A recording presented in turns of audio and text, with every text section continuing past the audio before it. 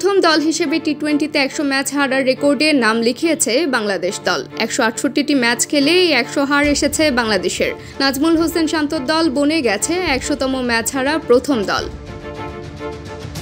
সিরিজটা বাংলাদেশ শুরু করেছিল 98টি হার নিয়ে। সিরিজটা কোনো ম্যাচ না হেরে শেষ করতে পারলে বিশ্বকাপে শেষ শতক পূরণ হতো। তবে বাংলাদেশ কাজটা বিশ্বকাপের আগেই শেষ করে ফেলেছে। তবে গত রাতের এই হারে বাংলাদেশ এই একটা রেকর্ডই গড়েনি, আরও বেশ কিছু রেকর্ড গড়া হয়ে গেছে শান্তদের।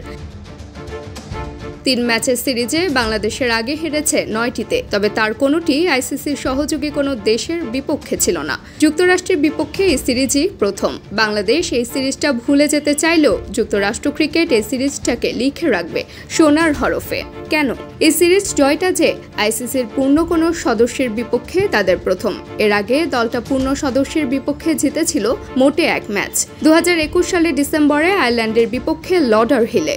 এবার দলটা সিরিজই পকেটে পুরে ফেলল। ইতিহাস নয়তো কি? ব্যর্থ বাংলাদেশ দলের ব্যাটিং। একদিনের ব্যবধানে 3 ম্যাচ সিরিজের প্রথম 2টি টি-20 হেরে বাংলাদেশ দল যুক্তরাষ্ট্রের কাছে সিরিজ হেরে বসেছে। আর যুক্তরাষ্ট্র এমন একটি দল যারা বিভিন্ন দেশ থেকে প্লেয়ার নিয়ে দল গড়েছে। এমনকি তাদের দলে এমন বহু প্লেয়ার আছেন মূল পেশা ক্রিকেট নয়। এমন একটি দলের কাছে হারের পর বিশ্বকাপের মঞ্চে কি হবে বাংলাদেশের? যেখানে সাকিব মাহমুদুল্লাহর মতো সিনিয়র প্লেয়াররা আছেন, সেখানে এরকম একের পর এক পরাজয় বাংলাদেশ দলকে গহীন অন্ধকারের দিকে ঠেলে দিচ্ছে।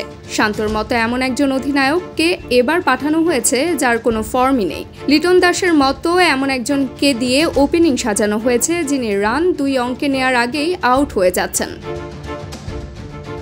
বাংলাদেশের যুক্তরাষ্ট্র সিরিজটা এখনই শেষ হয়ে যাচ্ছে না, আরও একটা ম্যাচ বাকি। সে ম্যাচটা হেরে গেলে হোয়াইট ওয়াশের লজ্জায় পুড়তে হবে নাজমুল হোসেন শান্তর দলকে। এমন আত্মবিশ্বাসের তলানিতে থাকা একটা দল নিয়ে বিশ্বকাপের দলের পক্ষে বাজি ধরতে চাইছেন না অনেকেই। তাই তো আমেরিকা প্রবাসীদের অনেকেই যারা বিশ্বকাপের বাংলাদেশের ম্যাচের টিকিট কিনে রেখেছিলেন, তারাই সব টিকিট ছেড়ে দিতে চাইছেন।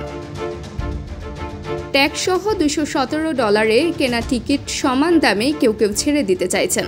তবে সে দামও অনেকে চাইছেন না, চাইছেন অর্ধেক, তাও ক্রেতা পাচ্ছেন না। কেউ কেউ টিকিট ফ্রিতে দিলেও নেবেন না, তা মুখের উপর বলে দিচ্ছে। এমন সব চমকপ্রদ তথ্য জানা গেছে নিউ ইয়র্ক প্রবাসী শেখ মিনহাজ হোসাইনের ফেসবুক পোস্টে। তিনি জুড়ে দিয়েছেন স্ক্রিনশটও। টি-20 বিশ্বকাপের নবম আসর মাঠে গড়াবে আগামী 2রা জুন থেকে। যদিও বাংলাদেশ তাদের প্রথম ম্যাচ খেলবে তারও 1 সপ্তাহ পর 8 জুন। যুক্তরাষ্ট্রের ডালাসে বাংলাদেশ খেলবে সেদিন শ্রীলঙ্কার বিপক্ষে। এর একদিন পর 10 জুন বাংলাদেশ লড়বে দক্ষিণ আফ্রিকার বিপক্ষে। তার 2 দিন পর 13 জুন বাংলাদেশ নেদারল্যান্ডসের মুখোমুখি হবে। গ্রুপ পর্বে বাংলাদেশের শেষ ম্যাচ আগামী 17 জুন। নেপালের বিপক্ষে সেই ম্যাচ দিয়ে গ্রুপ পর্ব শেষ করবে নাজমুল হোসেন শান্তর দল।